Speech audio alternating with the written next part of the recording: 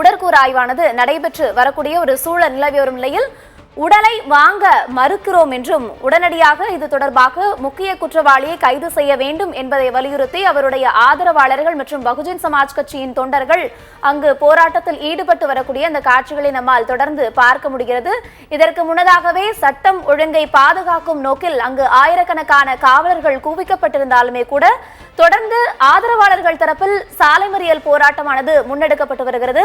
இதனை கட்டுக்குள் கொண்டு வரும் நோக்கில் காவல்துறையினர் தொடர்ந்து பணியில் ஈடுபட்டு வரக்கூடிய அந்த காட்சிகளையும் நம்மால் பார்க்க முடிகிறது. குறிப்பாக தொண்டர்கள் உடனடியாக முக்கிய குற்றவாளியை கைது செய்ய வலியுறுத்தி பேருந்தை வழிமறித்து போராட்டத்தில் ஈடுபட்டு வருகிறார்கள். அது ஒரு முக்கிய சாலை என்பதால் அந்த பகுதியில் கடுமையான போக்குவரத்து நெரிசலானது ஏற்பட்டிருக்கிறது. இதனை சரி செய்யும் பணியிலும் காவல்துறை தரப்பில் நடவடிக்கைகள் எடுக்கப்பட்டு வருகிறது. ஆனால் உண்மையிலே எங்கள் மாநில தலைவர் படுகொலை என்பது திட்டமிட்ட அரசியல் படுகொலை. இது அரசியல் காரணத்திற்காக தான் இந்த படுகொலை நிகழ்த்தப்பட்டுள்ளது. ஆனால் காவல்துறை மறைத்து அந்த கொலையை முன்னுராத காரணமாக கொலை போன்று இன்னைக்கு அரசும் காவல்துறை மூடி மறைக்கின்றார்கள். அதனால் மாநில அரசு இந்த வழக்கை விசாரணை செய்தால் உண்மைத்தன்மை வெளியே வராது என்ற அடிப்படையிலே இந்த வழக்கை உடனடியாக சிபிஐக்கு மாற்றி இந்த வழக்கு விசாரணை செய்ய வேண்டும். ஏனென்றால் என் கட்சியின் தலைவர் தேசிய தலைவர் பெஹன்ஜி மாயாவதி கட்சி தேசிய கட்சி இறந்தவர் தேசிய கட்சியின் மாநில தலைவர். அதனால் இந்த வழக்கை சிபிஐக்கு மாற்றி விசாரணை செய்ய வேண்டும். அது மட்டுமல்லாமல் இந்த வழக்கில் இந்த படுகொலை நிகழ்த்தப்பட்ட எங்கள் மாநில தலைவர் ஆம்ஸ்ட்ராங் உடலை அரசு மரியாதையுடன் அரசு பொது இடத்தில் அடக்கம் செய்ய வேண்டும்.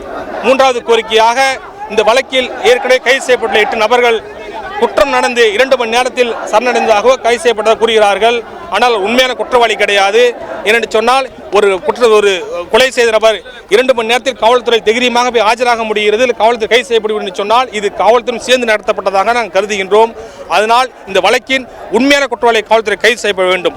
அது மட்டுமில்லாமல் இந்த வழக்கின் உண்மைத்தன்மையை காவல்துறை எங்களுக்கு தெரிவிப்படுத்த வேண்டும். 4வது கோரிக்கையாக இந்த காவல்துறை உளவுத்துறை மெத்தன போக்காலும் தோல்வியாலும் தான் எங்கள் மாநிலத்தில் படுகொலை செய்யப்பட்டுள்ளார். அதனால் இந்த படுகொலைக்கு உளவுத்துறை பொறுப்பேற்று உளவுத்துறை கூண்டோடு ஏடிஜிபி மேற்கொண்டு கூண்டோடு அவர்கள் பணி நீக்கம் செய்யப்படும் என்று சொல்லி பகுஜன் சமாஜ் கட்சியின் தமிழ்நாடு தலைமையின் சார்பாக நாங்கள் கேட்டுக்கொள்கின்றோம். அதை முன்னிறுத்தி தான் நாங்கள் அரசு கோரிக்கை வைத்தோம்.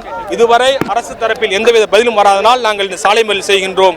இந்த எங்கள் கோரிக்கையை பரிசீலிக்க வேண்டும் சொன்னால் எங்கள் மாநில தலைவர் உடலை நாம் வாங்க மாட்டோம். தொடர்ந்து போராட்டம் நடக்கும். அது மட்டுமில்லாமல் நாளை காலை 10 மணிக்கு எங்கள் தேசிய தலைவர் பெஹன்ஜி மாயாவதி எங்கள் அண்ணன் ஆம்ஸ்ட்ராங் உடலுக்கு மரியாதை செலுத்த வருகை தர உள்ளார்.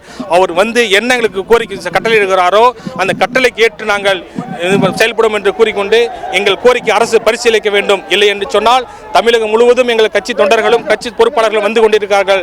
தமிழகம் முழுவதும் மிகப்பெரிய போராட்டத்தை முன்னெடுப்போம் என்று நாங்கள் இந்த காலையில் தெரிவித்துக் கொள்கின்றோம். அது மட்டுமல்ல, தமிழக அரசு தொடர்ச்சியாக சாதிய படுகொலைகள் தென் மாவட்டத்தில் தொடங்கி இன்று சென்னை தலைநகரிலே தலைவர் தேசிய கட்சியான மாநில தலைவருக்கு படுகொலை என்று சொன்னால் இங்கு இருக்கின்ற போராடுகின்ற சாதிய சமத்துவ சமூக நீதி போராளிகளுக்கு பாதுகாப்பில் என்பதுதான் இந்த அரசு உறுத்துகிறது.